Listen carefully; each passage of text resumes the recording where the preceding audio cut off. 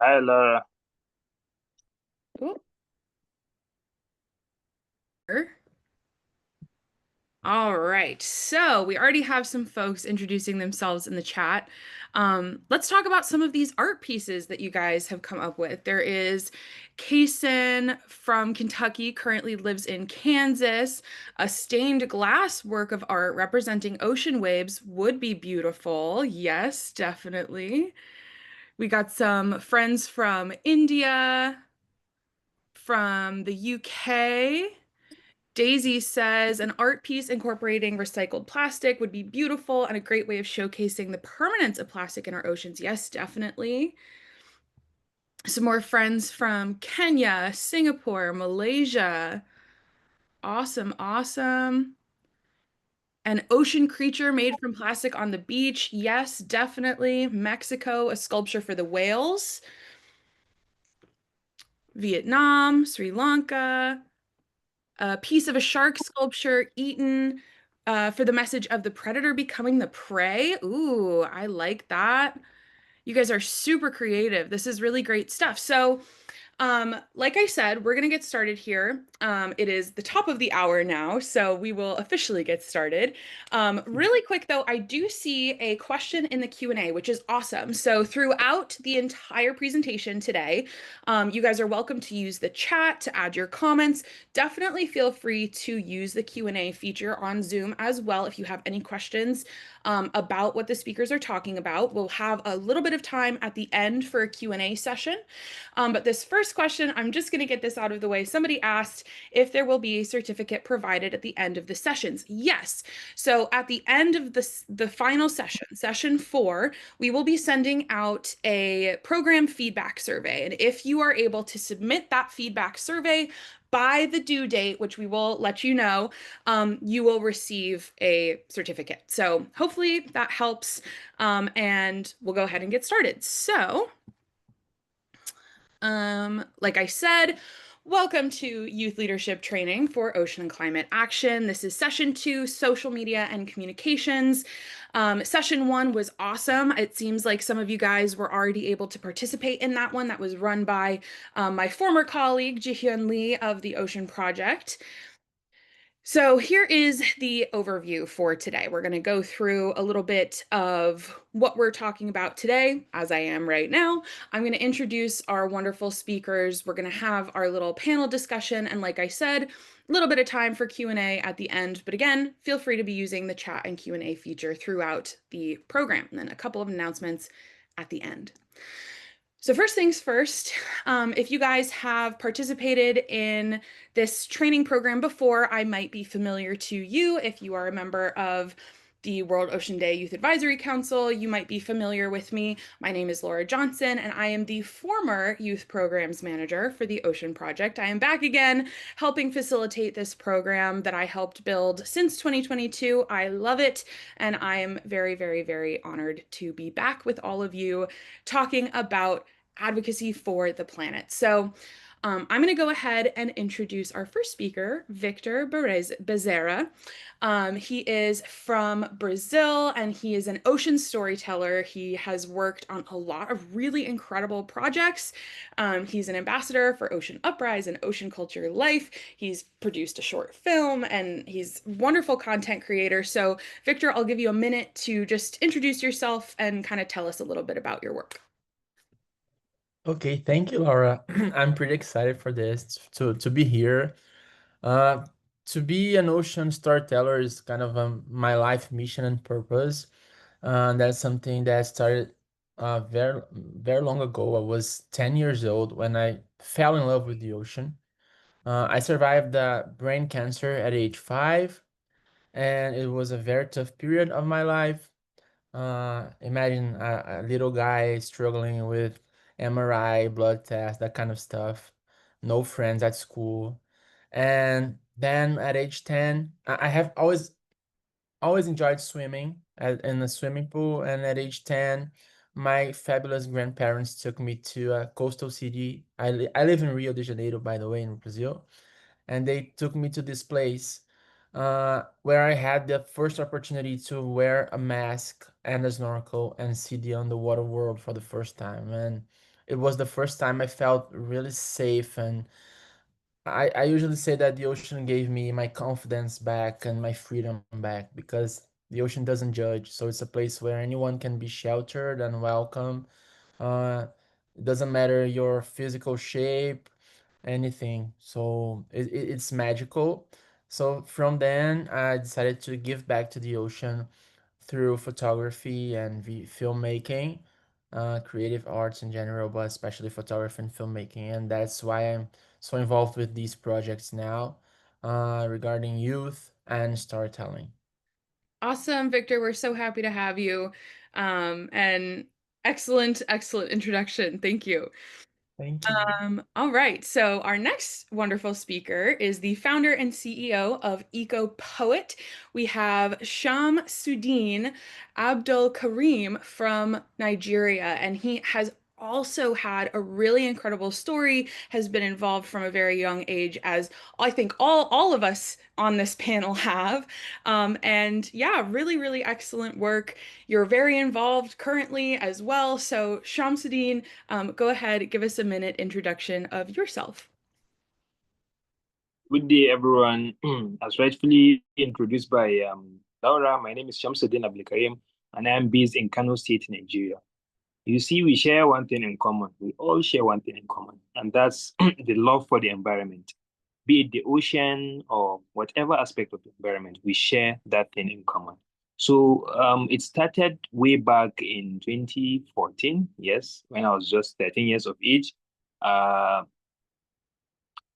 Many climate activists used to come to our schools back then, but none of us ever felt inspired to take climate action. So I grew into being a critic of the traditional science communication in creating awareness about climate change. I decided to digress from what used to be the normal, which was the use of traditional science communication, and I digressed to the use of artivism, the adoption of art in activism, particularly using poetry and spoken words in creating awareness about climate change, in breaking down complex environmental terms to make it relatable to the youth and to inspire them to take climate action.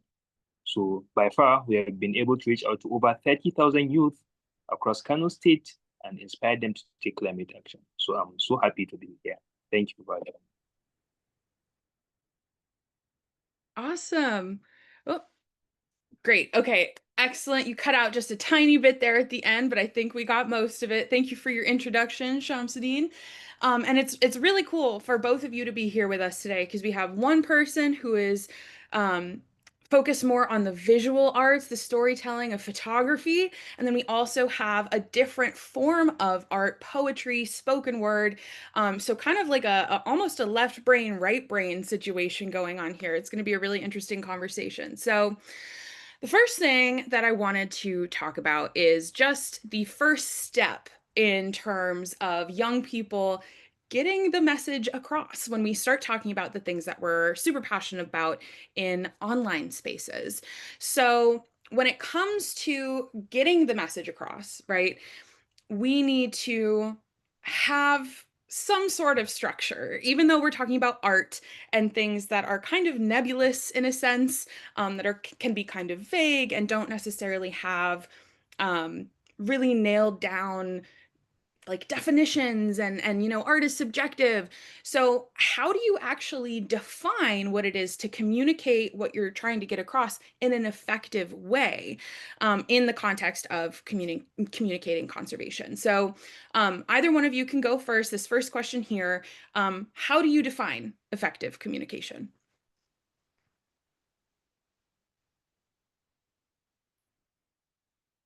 I'll call on Victor first. Go ahead.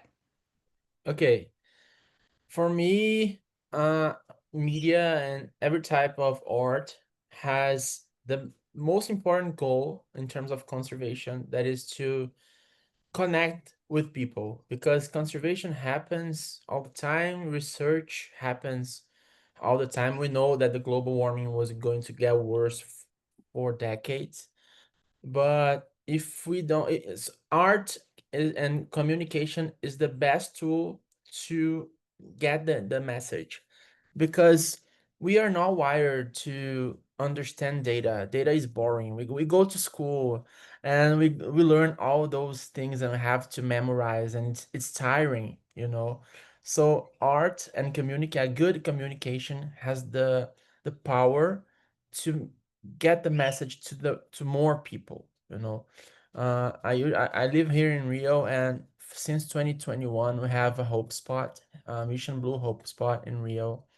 And inside the conservation community, many people know Sylvia Earle, Mission Blue, and the Hope Spot strategy.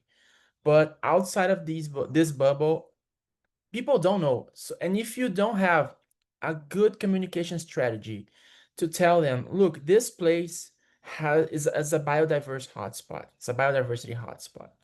And if you know, you have power to make decisions. If you don't know, that's not possible. So that's where communication goes, uh, to make the most important part of the job. Uh, Here we struggle with that in Rio, and I think that probably is something common to most of marine protected areas. They are famous and important inside the conservation community, but the people who need to know about it, they don't know. So that's how I see that photography, filmmaking, poetry, every part of art and communication, they can have this way to get inside people's lives and minds on a daily basis, that you don't need to go dig on the internet and find information, because people are not interested, natively interested. They need uh, the information to get them in a way that has not been done before. Mm. Yeah, definitely. I love that harnessing that creativity and getting out to as many people as possible, definitely. Now, Shamsuddin, with poetry, what would you define as effective communication? Some of the participants over here will be wondering right now, why is it that Laura insists on saying effective communication, effective communication? Why not communication per se? She has her reasons. Communication, let's start by giving the definition of communication. Like, you may be having these thoughts in your head that you want to convey, and there's a huge gap that exists between your thoughts and making it known to the people. So the instrumentality, the instrument that you adopt in bridging this gap is only through communication. So it is very, very important. Effective communication comes into play because this message that you want to convey, it could be done ineffectively in the sense that what you want to convey is not conveyed as you would want it to. So effective communication is the only means by which we are going to convey the thoughts that we have. And there's something that I would like to share with you in terms of how to make sure that your communication is effective. We have the 7 C's of communication. So if you abide by these 7 C's, before you post anything, before you perform any piece, before you picture any photograph or any other thing that you want to imbibe in sending a message across to people, you must be careful as to abide by these 7 C's of communication. The first is you must command attention.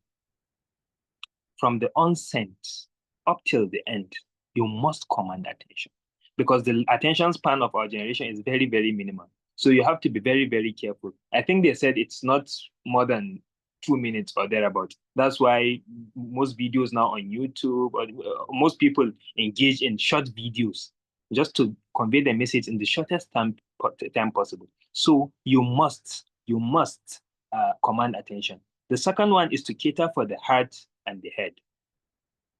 Victor has already said it. Traditional science communication is not effective in conveying messages to our own generation. It used to work back then, but not anymore.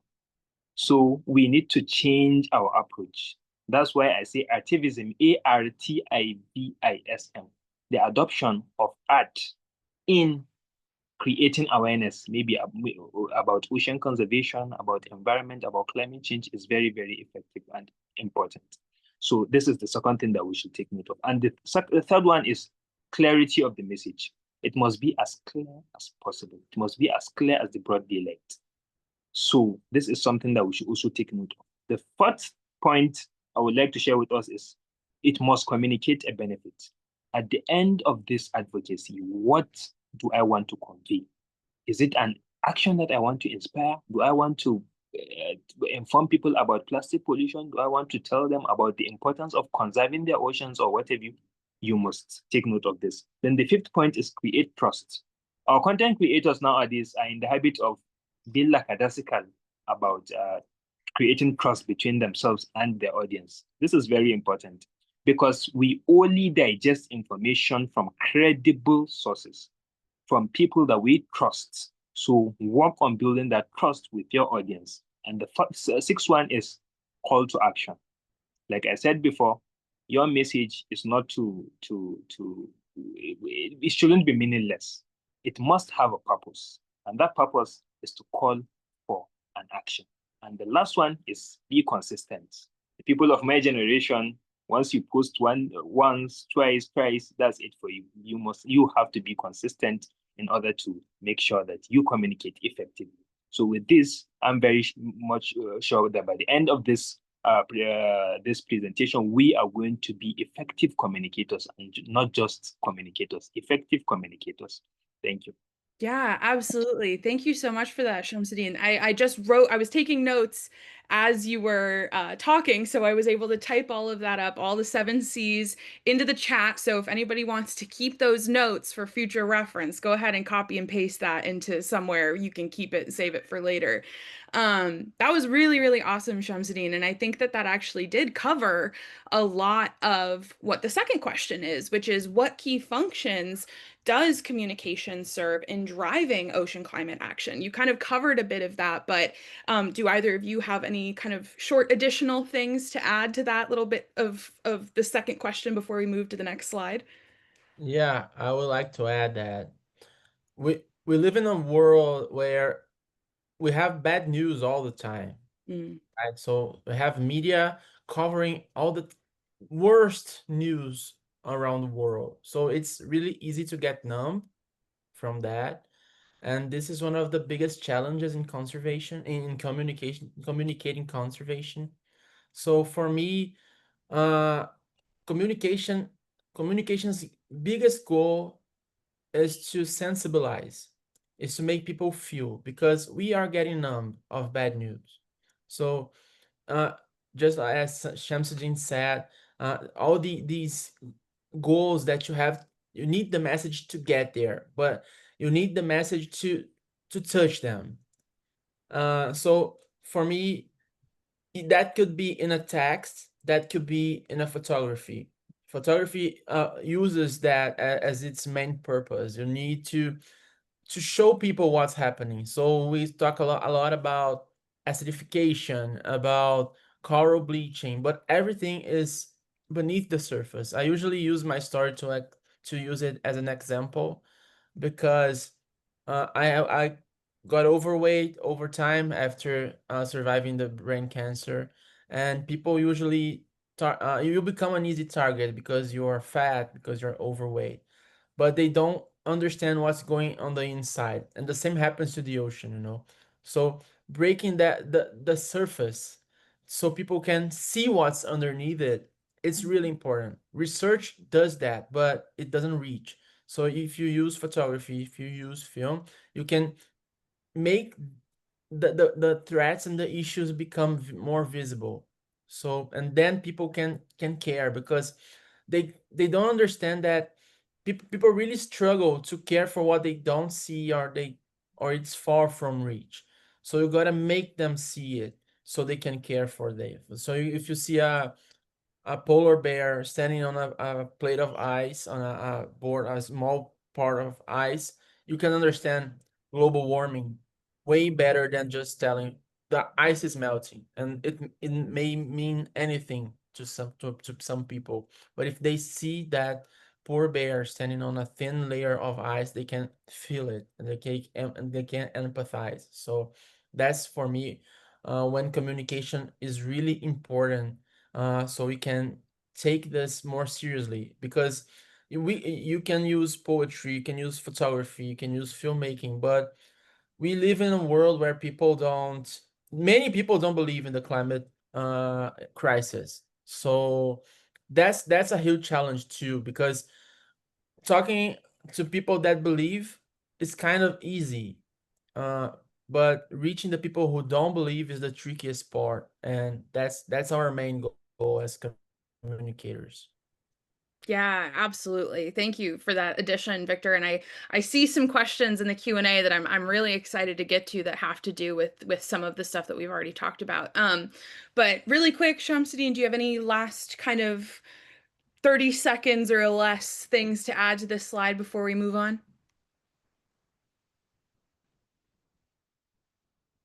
I don't think I do, Laura. We can move on to the next slide. All right, sounds good. Yeah, and thanks again for those 7 C's. I want to save those for myself. I think that's a really awesome kind of resource. Okay, so again, like I mentioned in the Q&A, we have some questions about strategy. So, kind of the first step to putting together a digital communication strategy, if you want to share your photography or share your poetry or other art, or even just even if there isn't like a very specific creative component to what you're doing, just sharing educational resources and information online with your networks anyway, there has to be some sort of strategy. And I think the very, very first thing to do starting there is knowing your audience. That is one of the most important things in terms of communicating online, in my personal opinion, but also just in my experience as well.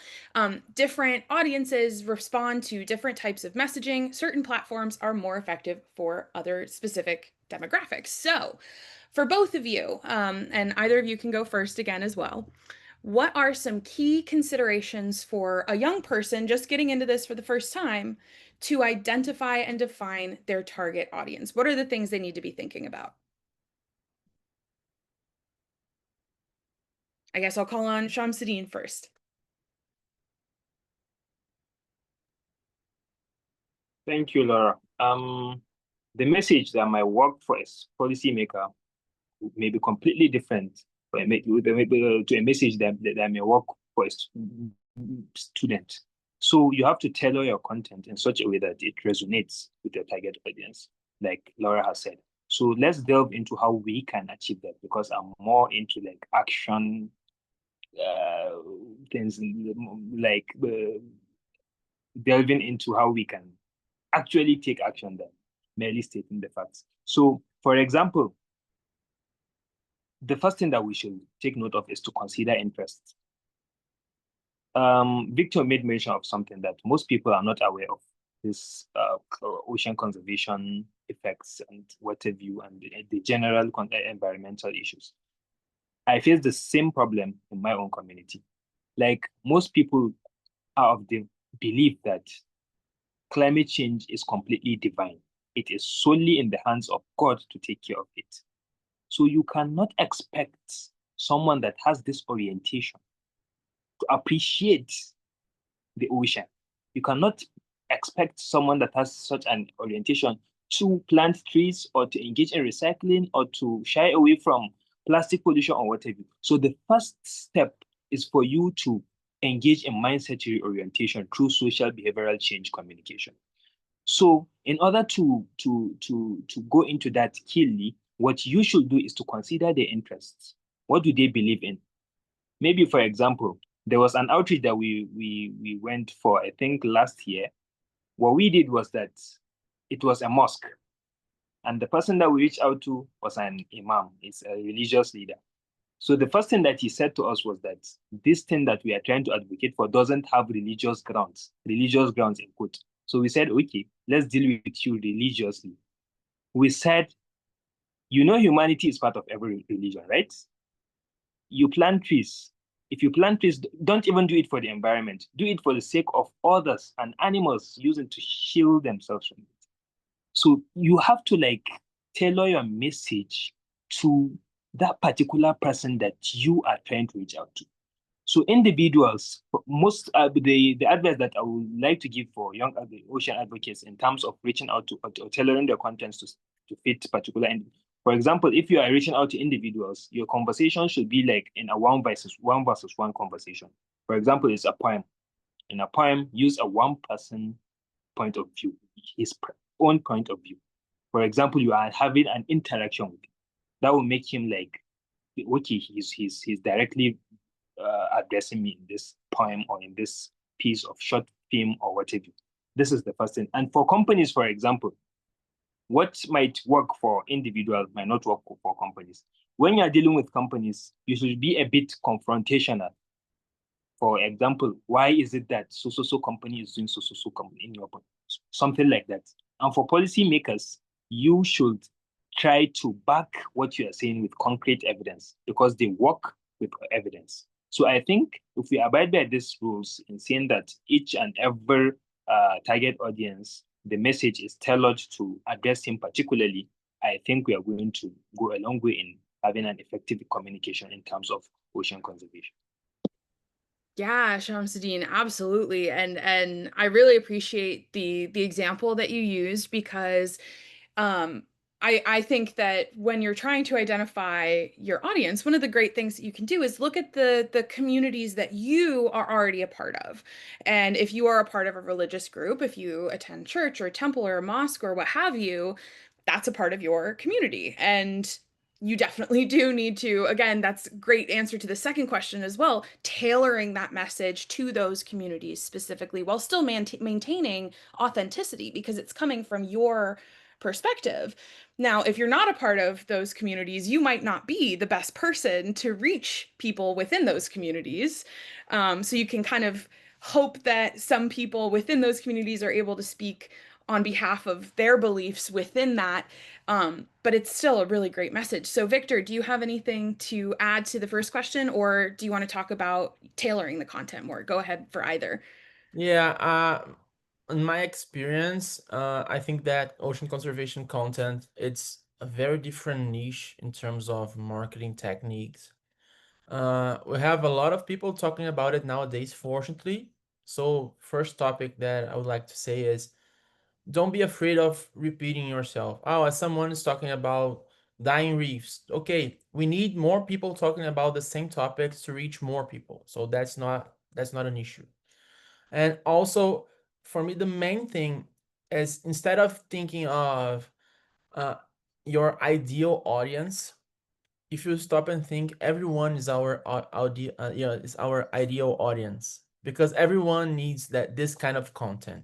So, in my opinion, instead of tailoring the content for someone in mind, first thing of all is do it for yourself. Do it for the things that you like. What are your goals? What's your idea of conservation? Because if you care about forests, but you start talking about coral reefs, that may not be sustainable over time. Because, or sometimes you want to talk about coral reefs, but you are not close to coral reefs. So do talk about the topics that are are sustainable on the long term, so for me it's much more about being true to your story, and that's for me is something that, as I mentioned earlier about my story, uh I started earlier in my life. I was really afraid of sharing my story. It was something to be ashamed. It was something I knew I would be judged for. And this community we have in the ocean climate space is a very cohesive community. It's a very supportive community. So don't be afraid to be true to your story. If you have a story that reinforces your connection to the ocean, that will connect with more people. And maybe I will advance a little bit in the second topic because it's something important. It's funny. I have created content, travel content for like 6 years before deciding to quit it and start a new account and talk about climate content. And I had 4,000 followers. For the Brazilian market, that's nothing. And I couldn't close any deals with brands because I wasn't a big influencer. And in the ocean climate space, what I see is people are open to what you want to offer from your expertise. So if you are true to yourself and true into your story, you can connect with huge conservation organizations because they just want to listen to you. So of course, there's not there's no recipe, a ready recipe for that. I, in my case, my content is in English because I understood that talking to the Brazilian community was way harder because Brazilians are judgy. It's hard to connect with them if you don't have a standard body, a standard person, and if I talk to people all over the world, they are listening to me. So that's why I decided to do my content in English. But sometimes I struggle because I think like I should talk to my Brazilian peers. I should talk to my Brazilian community.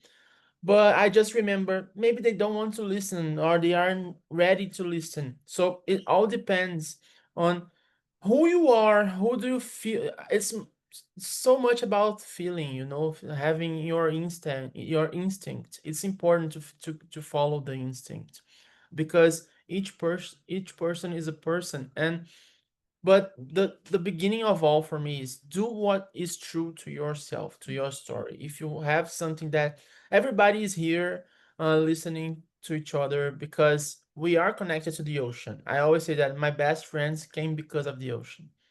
And so if we love the ocean, something connected us to it or to her earlier in our lives. Uh, Take that thing and make it yours and take it seriously, and that's going to make the magic for anything you do in terms of communication. Yeah, absolutely. It's a beautiful sentiment, Victor. And I think to your point of, telling your story, what is your own reason, your conservation why? Well, I've heard that be used as the term, the why of what you're doing really does tell a beautiful story. And you can take advantage of that. And finding your target audience, like people who are receptive to that, will find that kind of content. They will be seeking it out. And I see somebody in the chat here said that people don't want to participate because they think they don't live in that area around the ocean, so it becomes difficult for them. So I want to kind of connect these two concepts here, because if you're somebody who lives not in a coastal area, right? You live inland or upstream, that is a part of your story. And there is a way to connect that down. I love talking to ocean lovers and advocates who live in the middle of their country, if they're in a landlocked country, because they see these connections all around us, right? The ocean provides over half of the oxygen we breathe. That's a great fact just to keep in your back pocket to remind people, even though we're far away, we're still connected. We are a part of the planet and its systems, right? And the same thing if you live in a more agriculture area, right? All of the things that go in the soil is eventually going to end up in the ocean. So that's another connection point there too. So yeah, I mean, telling your story and making sure that you're aware of your community and what feels the most authentic to you is a really key part of this. There's no one exact right answer, right? Like everybody's going to have a different answer for what their key target audience is. So moving on to this next question, compelling and action-driven content. So we've talked a lot about this kind of concept already, right? Making the stories personal, making these connections for folks who might not have them made for them already, right? Having that clear call to action is really, really important. So when it comes to poetry, storytelling, creative arts in general, again, we already talked about this a little bit. How can they use to strengthen conservation messaging? There's a lot of campaigns like I'll say deep sea mining, for example. That's a really big issue being talked about right now, right? Deep sea mining, and then we have the High Seas Treaty we just passed, which I know we talked about in session 1 last week, which is a really big round of applause for that one, right? Big conservation win.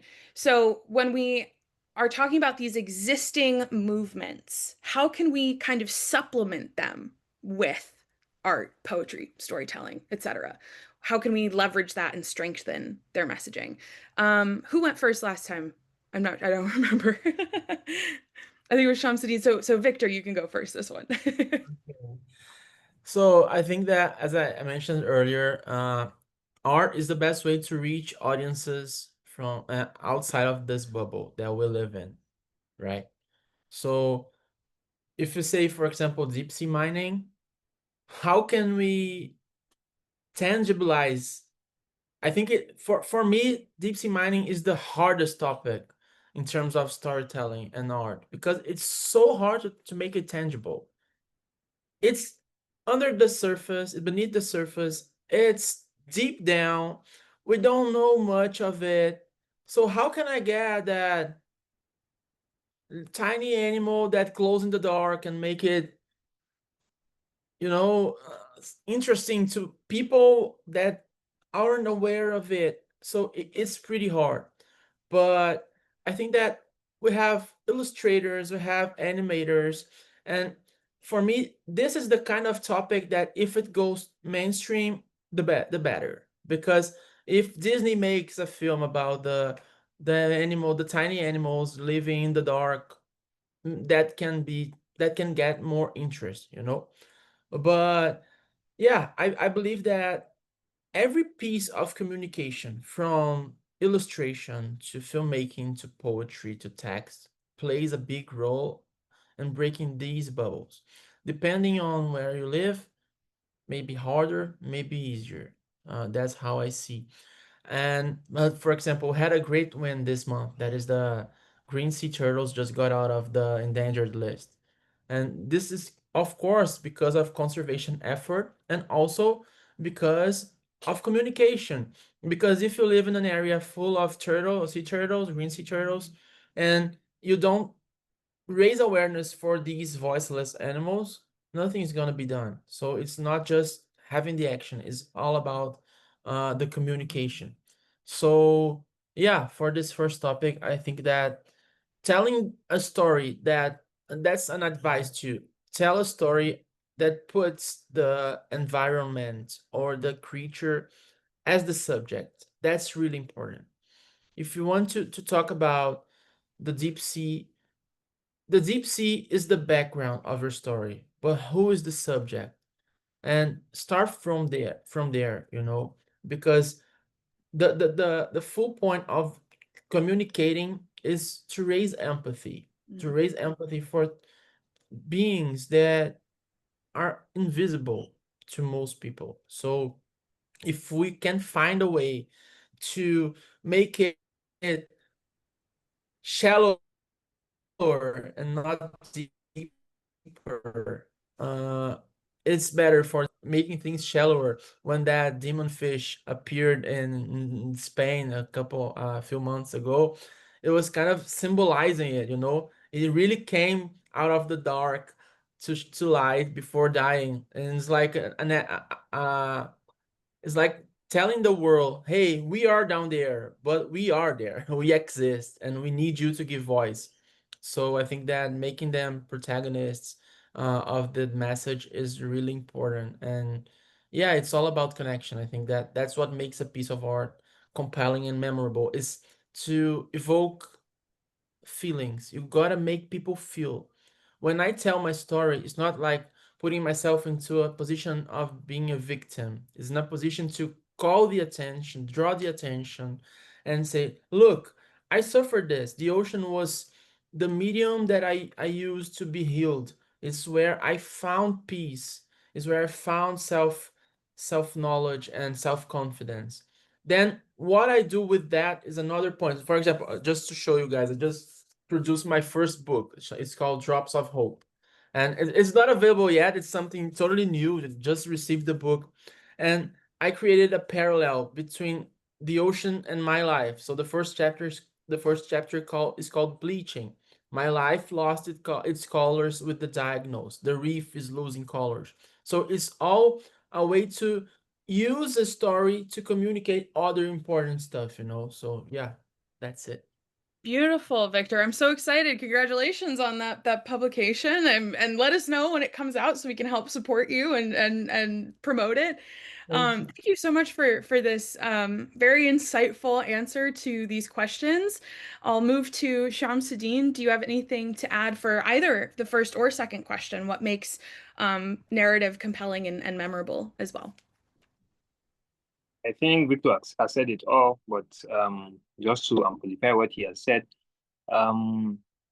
this issue that he made mention of simplifying complex issues, I've already said it. The people of our generation are not interested in technical terms, are not interested in things that are too serious. They're interested in things that are fun-like, that adopts the use of edutainment mechanisms in trying to inform them about things. He cited an example of maybe, let's see, we have more of Disney movies or cartoons that delves into these issues directly. Yes, we are going to witness tremendous impact in the level of how people are going to perceive these messages. For example, complex issues can only be broken down through the instrumentality of art and not science, because they are already scientific by their nature. For example, acidification, ocean acidification. How can you, someone that doesn't have a background in science or how, in places like my community, it will be very, very difficult for you to convey such messages to them, or like deep sea mining and what have you. So it's only through the instrumentality of art that you can say, okay, these complex issues, since I'm very much familiar with them, how can I use substitute or synonyms, substitute words or synonyms to see that, okay, I convey my message using another language. After all, it's not about the language. No, it's about the message being delivered. It's about the people feeling inspired to take action. So I think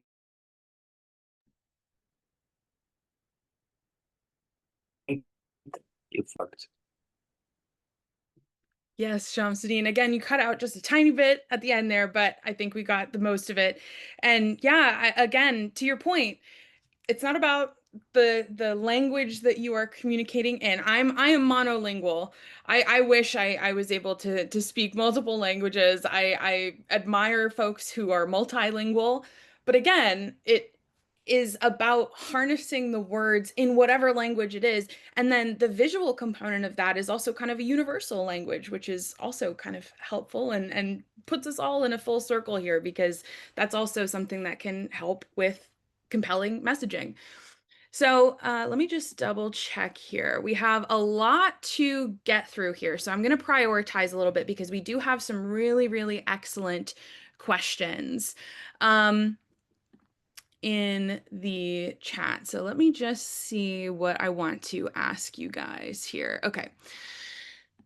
So I'm going to, like I said, prioritize.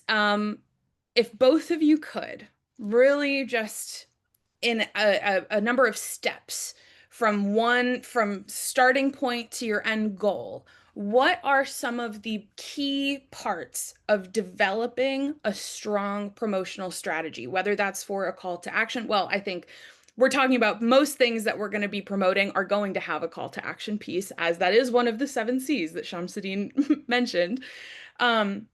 But, you know, if you're promoting a campaign or a, you know, specific piece of art or, you know, written piece that you want to get out there, what are the steps that should be taken to broaden the reach of that, to get as many eyes on it as possible? What does that look like for you as an individual?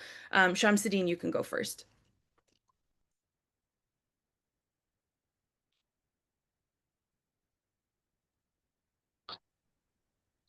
I know the first thing that must have popped up in each and everyone's minds after you made mention of like reaching out to people is digital campaign, social media. So let me directly delve into how we can utilize that in seeing that we get our messages across beyond boundaries of continents, countries, states, and what have you. It's the fastest and surest way to convey your message. So the first thing to note about having an effective strategy for a digital campaign or social media awareness campaign is to define your goal. Any social media campaign that lacks goal, that lacks a clearly articulated vision and mission statement is going nowhere. So know your goal. At the end of the day, at the end of this campaign, what do I want to achieve? take note of that. And the second one is your target audience. We have already made mention of it during the 7Cs when we highlighted some of the things that we need in order to communicate effectively. And we should also try as much as possible to craft a compelling message. And a compelling message, the two major ingredients that makes up a compelling message is clarity and concise. It must be clear and concise. No beating around the bush, no technicalities, no jargons and whatever. Just go straight to the point. Use the language that's the most relatable to the people that you are communicating to, and you're going to arrive at your desired destination. And you should select a suitable platform. Platforms, they varies. We have a lot of social media platforms. We have Facebook, we have X, we have LinkedIn, we have. You cannot have your target audience to be the local people of your community and then go on maybe, let's say, LinkedIn or X and say that you want to reach out to them. Mostly, they are on Facebook. I don't know for some communities because it varies, but for communities like mine, most of which lack access to big mobile phones and what have you, they are mostly on Facebook. So if I want to reach out to them, Facebook will be my destination. Likewise, you cannot expect to meet a mayor or a senator on X, on TikTok or on Instagram. The perfect way to reach out to him is on X, LinkedIn, or to some extent Instagram, but mostly X and LinkedIn. So your choice of platform should come down to your target audience. These are the set of people that I want to reach out to. Are they youth? Are they policy makers? These are the platforms that we have: X, Facebook, TikTok, Instagram, blah blah blah, LinkedIn.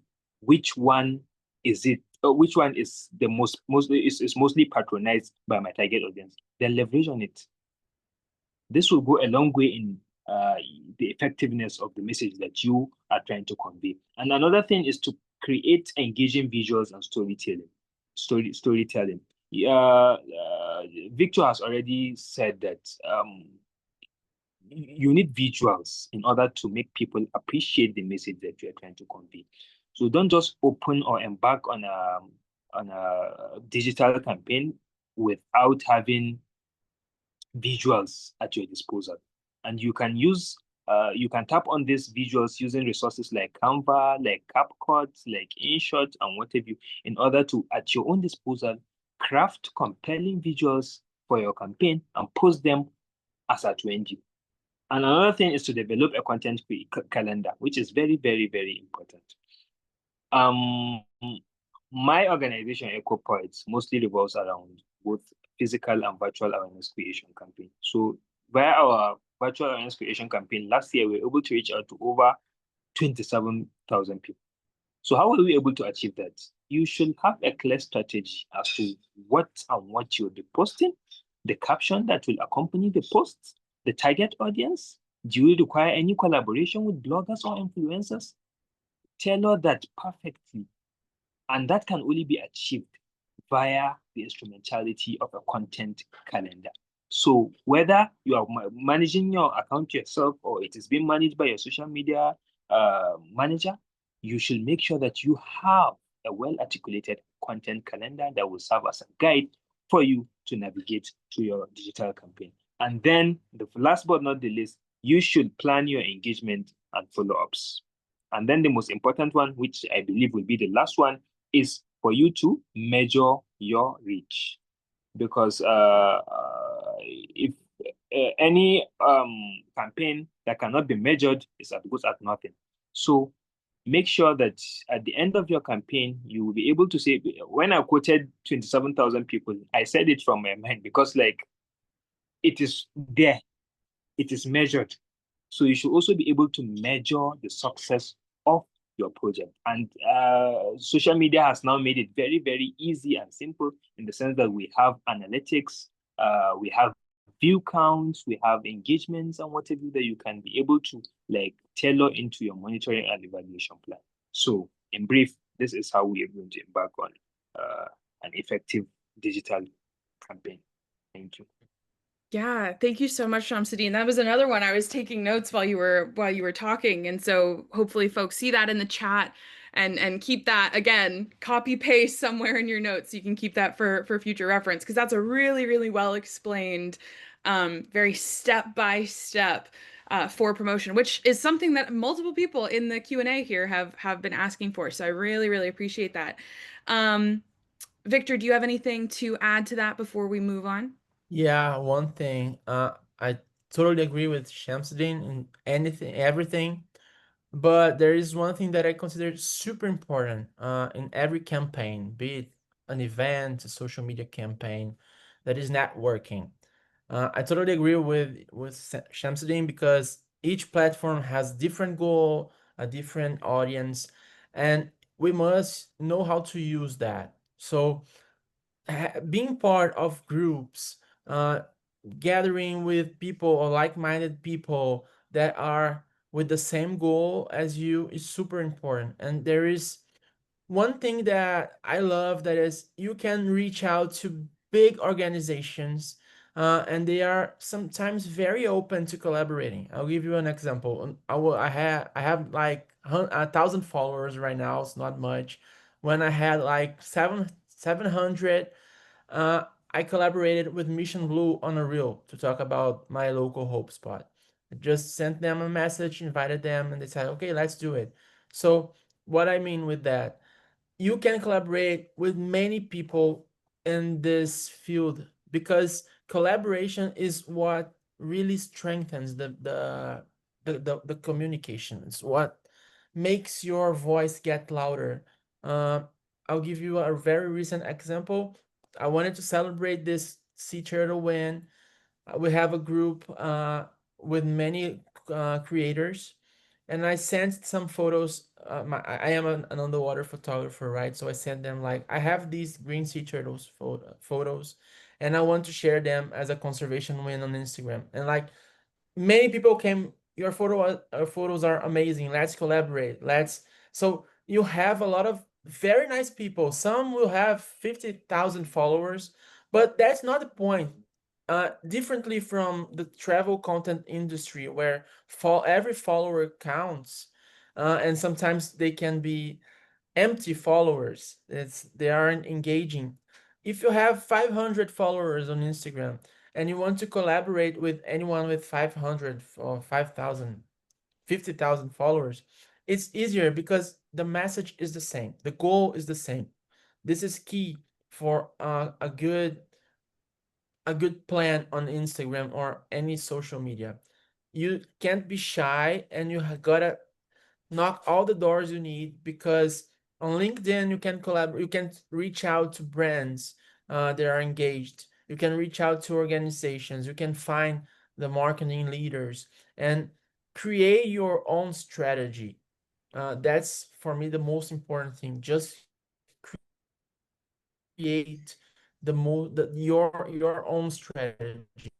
Don't just be based on things, yeah, other niches on Instagram, because each niche is different. So our conservation niche has one very positive thing, that is everybody has the same goal. So just connect with people, send messages, because people are way more open. What I feel is you can have 100,000 followers, but you don't consider yourself an influencer, because in the end of the day, the you just want to influence people to act for the planet. So if you have 1,000 or 100,000, it doesn't matter. We see ourselves as people, and that's the most important thing. And this will make your campaign work way better because you have a lot of people supporting you. If you just put out a post and that post gets like 20 likes and 100 views, uh, sometimes not because it's bad, it's just because you didn't choose people to support you. So get people supporting you, and it feels like the journey way more pleasant. Absolutely, Victor. Thank you. That was another one that I was typing some notes into the chat. So hopefully folks are seeing that. This is such a wonderful panel. I wish we had more time.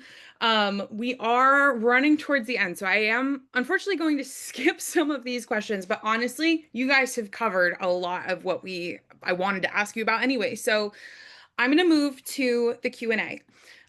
There are some really, really, really awesome questions in here. And there is one specifically that was also mentioned in the chat that sometimes when you see campaigns on social media, it like, because we really do, like Gen Z has the shortest attention span, like, and like the algorithms really feed into that. They do not help at all. So how can we make sure that our campaigns don't have a short lifespan? You've already, I think, Victor, you mentioned like don't be afraid to repeat yourself, but for either of you, go ahead first. What are some of your tips and tricks for longevity in the digital space? Can I start? Go ahead. Okay. Yeah, I would say use all the platforms because each platform has different shelf duration, you know. So on Instagram it can last less than 24 hours, but why not risk yourself and make a YouTube video and or invest on a Substack channel if you like to write, because it is about the audience, but it's always about the audience because people want to read. And just going back to that first question of this session is people want to learn more about the ocean, but they want to learn about the ocean through you. They Mhm. have chosen you, your style, your way of speaking. So uh it doesn't matter the platform that you choose. It just needs to make sense. So in order so this content doesn't get lost uh, in the crazy web, you just need to diversify. Sometimes you make a shorter reel, a 10-second reel, making a joke to call someone's attention, and that person that's stuck with your reel can be taken to a YouTube video or to a Substack chat, text, an article. So you can use it like the marketing funnel is made to, and just use that short span of attention on Instagram to then go to a larger piece of content. And just one more thing, I think that the traditional media isn't dead. So if you like to write or to photograph, it's the traditional media has an audience that is theirs. So and they love to read special magazines. So you can just go for these types of medias too. You can get more relevance on social media, and then if you don't have so much relevance, but you have a very cool story that you covered in your backyard and you want people to know, don't rely on Instagram. That reel may get viral and disappear in 10 days, but you can go to a magazine, a very well established magazine, and pitch them the old way, the old traditional way. It's not because we are young that we can use the old traditional ways. They still work for many things. So don't wait to have 100,000 followers before risking yourself. Just do it. You may get 10 no's, but or 100 no's, but the first yes is fine, you know. So pitch people, pitch brands, and remember, brands and or magazines, they are led by people just like you. So don't be afraid. Oh, I'm pitching Apple. There is someone who worked 10 years to be in that position to analyze project proposals. So that person is a person, it's not a brand. So just be brave to go to them and reach out to them, because these people can open doors. Sometimes they will fall in love with your project. Sometimes you're gonna meet, like today I met a very important person because we're having the Ocean Week here in Rio, and I met him earlier, and he didn't pay a lot of attention to me. But today I had my book, and today, because I live in Brazil, my appearance didn't matter because my book spoke louder. So build that stare and go getting higher, because sometimes you don't have the book the first time and now you have it and people will look, wow, you're really good, you're really good, and your appearance won't matter anymore. So make connections, insist on those connections. Just like you have to be consistent on social media, you have to be consistent in ocean conservation. Go to the events, connect, show what you're doing. And sometimes you won't get an answer the first time, but the second one, and be vulnerable. I think all these things that are way more than just how to get the message through, they are part of getting the message through, because we need all these things to have a stable career. Everybody that is here wants to have a stable career in ocean conservation, and it is also an early career. It's something new. We are still figuring out, because in maybe 10 years, who is 18 now will be 28, and probably ocean storytelling, for example, will be a better paying career, because the world will finally understand that they need stories from the ocean. So don't get discouraged from today's scenario. It can change over time. I talked a lot, but that's it. No, I think that's very beautiful, Victor. I really genuinely appreciate what you've shared for that question and throughout the rest of this panel. It's been really, really wonderful. So Shamsuddeen, passing it over to you really quick. We are at the top of the hour. I just want to make sure we get through some announcements. I might ask one more question if we can get through it quickly, but we are again at the top of the hour. So Shamsuddeen, last one for now. What do you have to add in terms of making sure your campaign has longevity in the current digital space? Ocean advocates, you should learn to refurbish your contents. For example, at EcoPoets, we have audiovisual poems about climate change, environment, ocean, and what to do. What we do is that we edit those videos to give us only the audio outputs. And those audio outputs are sometimes used on radio stations to broadcast to the local people. So same content, different medium, and different target audience. So you should learn to refurbish your message in order to increase its longevity. So this is very important. I think due to time constraints, I would leave us to this. Awesome. Thank you, Shamsuddin. Yeah, and if you guys are able to type some answers to the Q&A while I go through, I see Victor, I see you in there doing that. That would be really cool. But I am just going to run through some announcements really quick because there are also some questions about that. So, session 3, we will see you here, same place, same time next Saturday on the 1st of November. But just so you guys are aware, please be sure to note, it is a little bit confusing. I know that when you went to register to Zoom, it might look a little funky, and that is because we are going through daylight savings time between session 3 and 4. So sessions 1 through 3, so last week, this week, and next week, are all at 2 p.m. EDT, Eastern Daylight Time.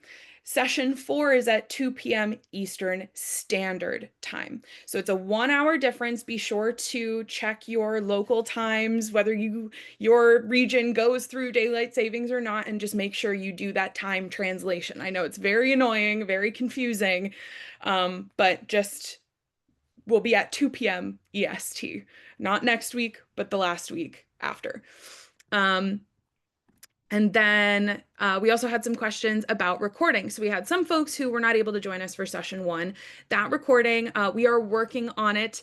The World Ocean Day social media manager was out on vacation, so she was not able to get up the recording for session 1. She is going to be back very, very soon.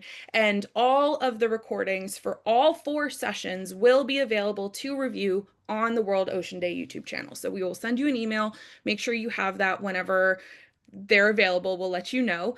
And then again, if you are interested in a certificate of completion for this program, we would obviously love to be able to have everybody join all 4 sessions live, but we also know that that's not possible. So that's why we are offering these recordings. But in order to earn that certificate of completion, we want to make sure that if you can't watch live, you're at least watching the recordings, and then we will send you a feedback survey. Like I mentioned at the beginning, if you're able to complete that feedback survey by the due date, you will earn a certificate of completion. If you do have any questions, you can feel free to email jlee@theoceanproject.org. That is Jihyun Lee. She was the one who facilitated last week's session. She is the director of youth engagement for the Ocean Project, my former colleague, dear friend of mine. She will be able to answer any questions that you have. So Shamsuddeen and Victor, thank you so much for this wonderful conversation. We do have some of our lovely members of the World Ocean Day Youth Advisory Council who will be joining us in the next 30 minutes for another small little collaboration space. So Shamsuddeen and Victor, if you are available, we would love to have you join those calls. I can send you an email with the link. And shout out to our World Ocean Day Youth Advisory Council who are joining. I will see you soon. But to everybody else who is participating from the public sphere, I'm so happy to be back facilitating this program. It really means the world to me. I'm really thrilled with this conversation. You guys were so awesome. Thank you so much. And we'll see you here next week. Hope you guys have a great rest of your day.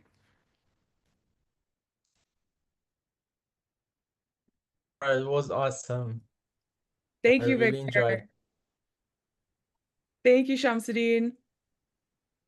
Thank you so much, Lara. Thanks for having us. And guys, if you want to ask me anything, just go on Instagram. It's Victor and Yuli. Thank you, guys. Yes, thank you. All right, Victor and Shamsuddin, I will send you the link.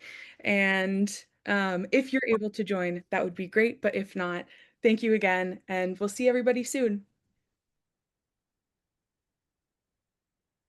All right.